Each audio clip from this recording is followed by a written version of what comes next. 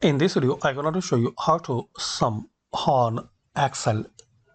So to sum in Excel, firstly insert your data like this data.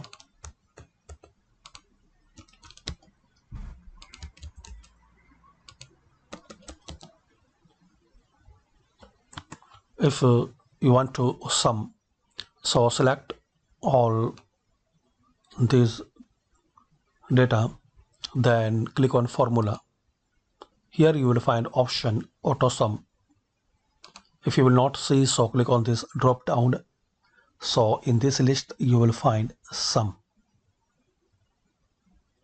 So click on it. So next cell you will see this result. So very easy. Firstly type your data to sum.